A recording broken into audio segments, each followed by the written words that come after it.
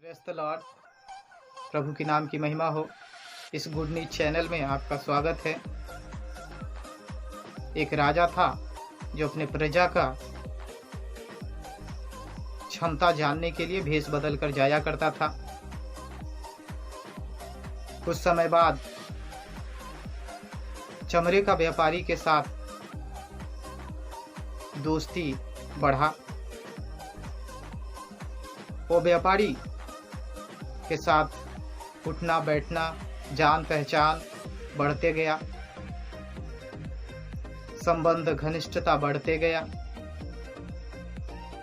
एक दिन ऐसा हुआ कि राजा सोच लिया कि मैं इसके सामने में, इस व्यापारी के सामने में अपने आप को प्रकट करूंगा। गया उसके सामने और जाने के बाद बोलता है कि क्या तुम मुझे पहचानते हो? मैं इस राज्य का राजा हूं। क्या मांगना चाहते हो? मांगो मुझसे, मैं तुम्हें दूंगा। व्यापारी खड़ा हो जाता है और उसे देखने लगता है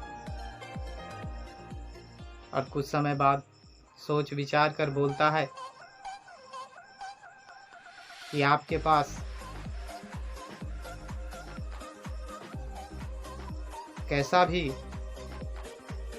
वस्तु और सामान क्यों न हो, जो मेरे साथ आप समय बिताए हैं, संगति बिताए हैं, वही संगति मेरे लिए बहुमूल्य है। ये संगति को मैं चाहता हूँ, वैसे ही बरकरार बनाए रखिएगा। प्यारो, सच में परमेश्वर के संगति में हम लोग हैं तो सबसे बड़ा है। यीशु मसीह के संगति में है तो सबसे बड़ा है। धन संपत्ति से बड़ा है। आज हमारे बीच में भाई लीजे जॉन आए हुए हैं जो प्रभु का वचन देंगे। उससे पहले आइए मन की तैयारी के लिए सुनते हैं ये छोटा सा गीत।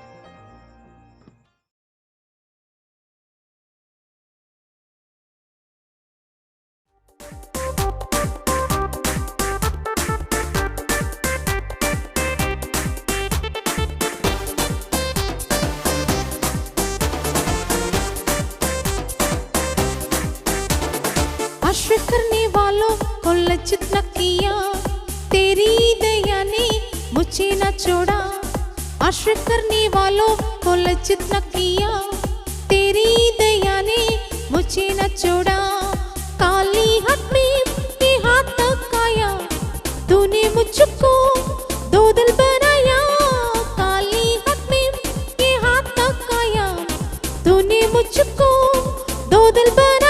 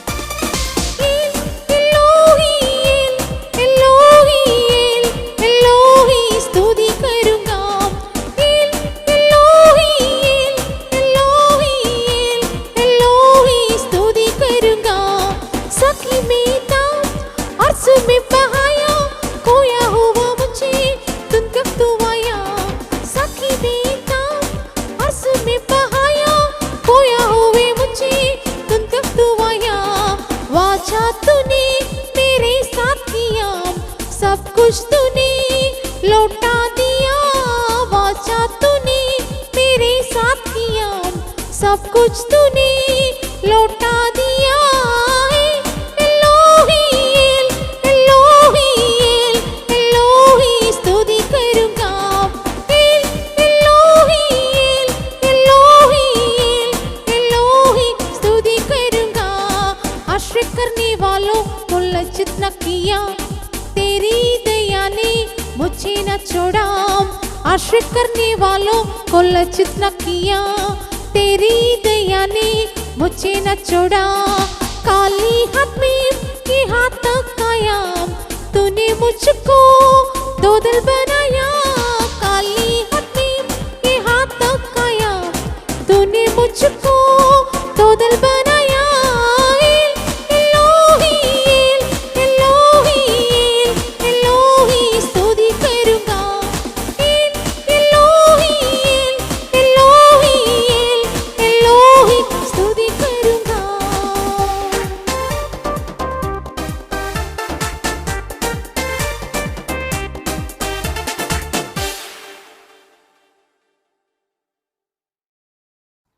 जय मसीह की। आज जब हम लोग परमेश्वर के वचन के सामने बैठे हैं, प्रार्थना पूर्वक, प्रार्थना के हृदय के साथ में बैठे हैं, ताकि प्रभु हमसे बातें करने पाए। हम लोग इंसान की वाणी को ना सुने। इंसान की वाणी को सुनकर हम अपने बुद्धि ज्ञान को बढ़ा सकते हैं, मगर परमेश्वर यदि हमसे बातें करेगा तो हमारे अंदर एक रूपांतर आएगा जो प्रभु हमसे चाहता है कि नहीं है। तो प्रभु हमें सहायता करे। हम लोग प्रार्थना पूर्वक बैठे। समय जो हमारे सामने दिया गया है, उतने समय में हम लोग सिर्फ इस विषय को देखना चाहते हैं आज कि यीशु मसीह कौन है और मेरे जीवन में यीशु मसीह कौन होना चाहिए, वो है या नहीं। यीशु मसीह कौन है, पिता परमेश्वर ने उसे क्या ठहराया, वो तो सत्य है। पिता परमेश्वर क्या इच्छा रखते हैं कि यीशु मसीह हमारे जीवन में होना चाहिए, वो हम लोग जरा समझे और उसके बाद अपने आप को जांचे, यीशु मसीह हमारे जीवन में वैसा है या नहीं। आइए पढ़ते हैं सबसे पहले इफिसियों उसका पहला अध्याय का 20 और 21। हैंस हम लोग को पढ़ने में मदद करेगा। इफिसियों पहला अध्याय 20 और 21। जो उसने मसीह में किया कि उसको मरे हुए में से जिलाकर स्वर्गीय स्थानों में अपनी दाहिनी और सब प्रकार की प्रधानता और अधिकार और सामर्थ और प्रभुता के हर एक नाम के ऊपर, जो न केवल इस लोक में पर आने वाले लोक में भी लिया जाएगा, बैठाया। पिता परमेश्वर ने यीशु मसीह को मरे हुओं में से जिलाकर सभी प्रधानता सामर्थ के साथ अपनी दाहिनी ओर बैठाया और उसे प्रभुता दिया। तो यीशु मसीह कौन है? यीशु मसीह मरा, जी उठा हुआ, स्वर्ग में विराजमान, प्रभुता रखने वाला प्रभु है, जिसको प्रभुता पिता परमेश्वर ने दिया। एक आयत और पढ़ेंगे, फिलिपियों उसका दूसरा अध्याय और उसका 9 और 10। इस कारण परमेश्वर ने उसको अति महान भी किया और उसको वह नाम दिया जो सब नामों में श्रेष्ठ है, कि जो स्वर्ग में और पृथ्वी पर और पृथ्वी के नीचे है, वे सब यीशु के नाम पर घुटना टेके। सब नामों में वो श्रेष्ठ नाम है और पृथ्वी के सारे लोग उसके सामने घुटना टेके। हम उस यीशु मसीह की बात कर रहे हैं।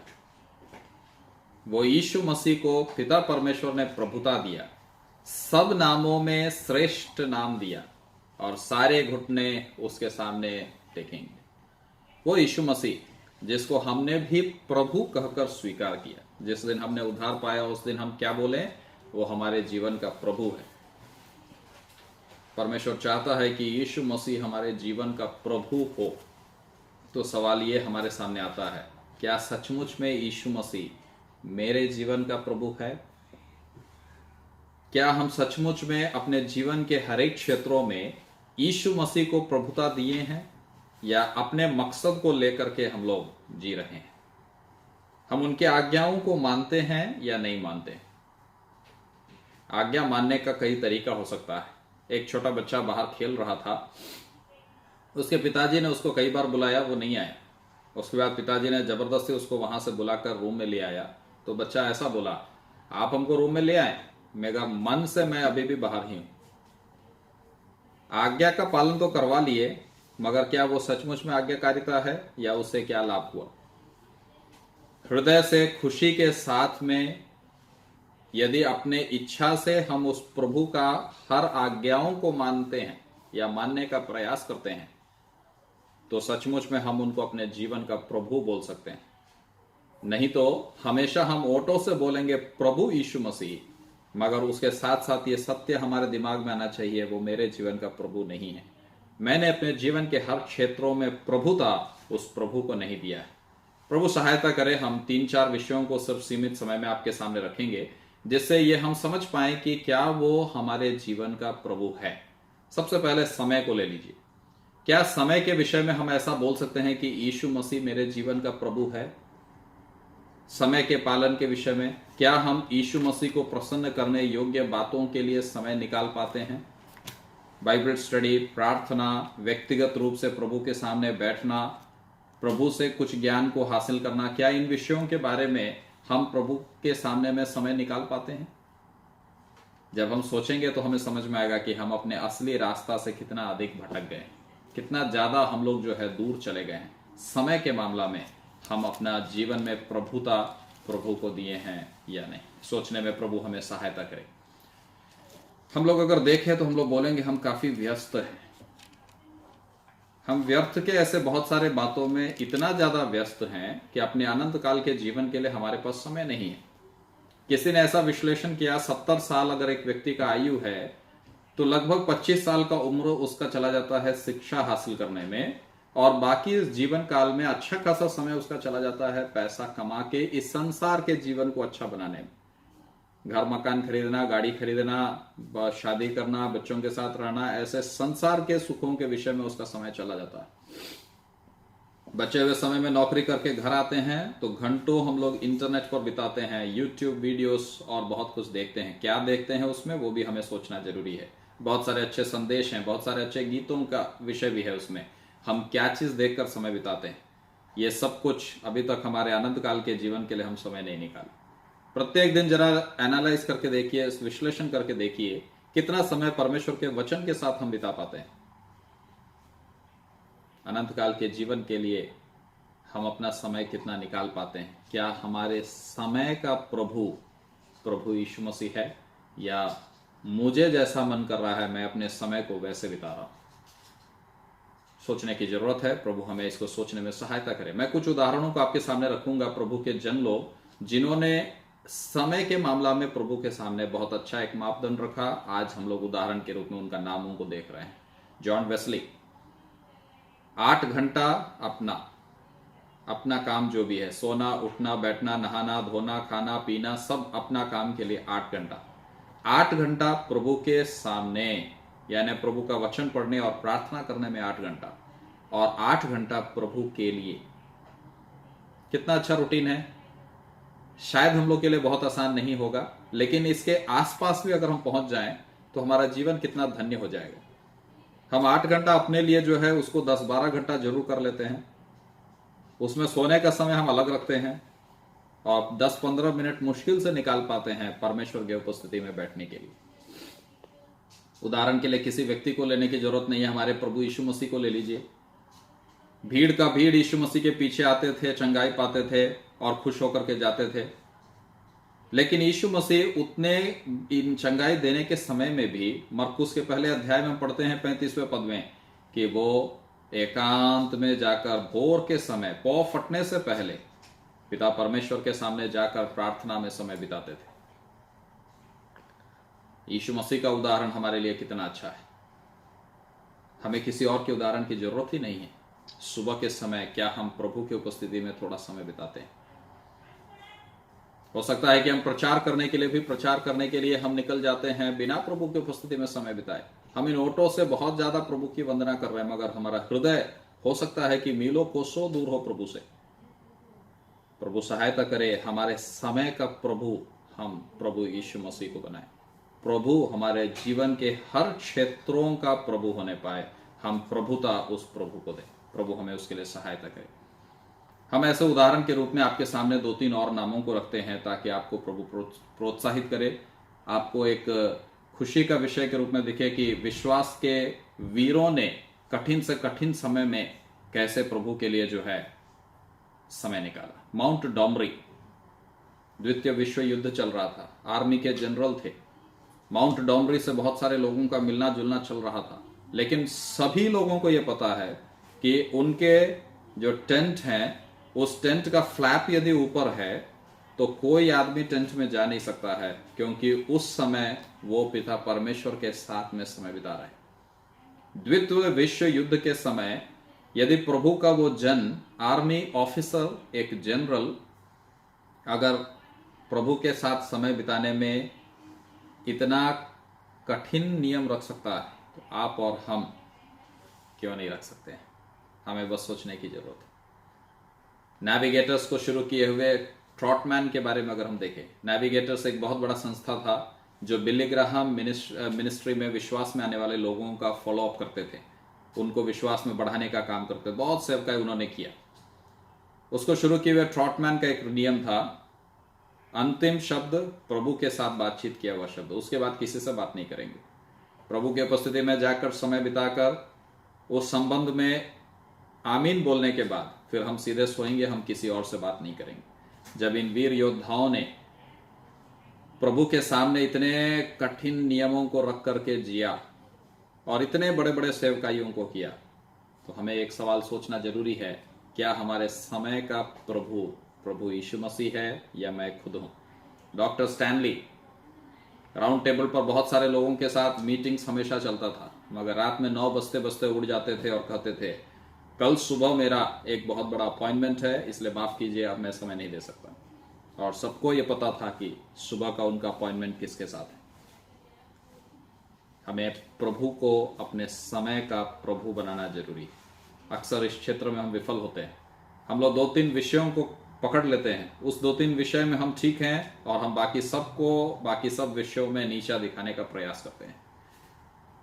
क्या हम अपने समय का प्रभु को बनाएं? सोचने में प्रभु हमें सहायता करे। ऐसे कई सारे विषयों को ले सकते हैं। हमारे शरीर के इंद्रियों के विषय में सोचिए, आंखों से जो हम देखते हैं क्या उस विषय में हमारा प्रभु है? मोबाइल पर बहुत कुछ हम देखते हैं जिसका अनुमति परमेश्वर का वचन हमें नहीं देता है।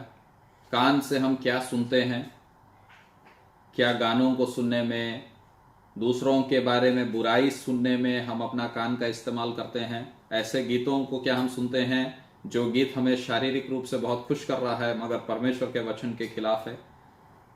हमें सोचने की जरूरत है, क्या हम शरीर के इंद्रियों को इस्तेमाल करने के विषय में प्रभु को दिए? जीभ, टेस्ट, भोजन का अच्छा टेस्ट हम लोग इस तरह से अपने जीभ को बना लिए हैं कि आज अधिकतर लोग डायबिटीज का शिकार हो गए। क्या खाने पीने के मामला में हम कंट्रोल कर पाते हैं? प्रभु को दिए हैं। ये प्रभु का आलय है।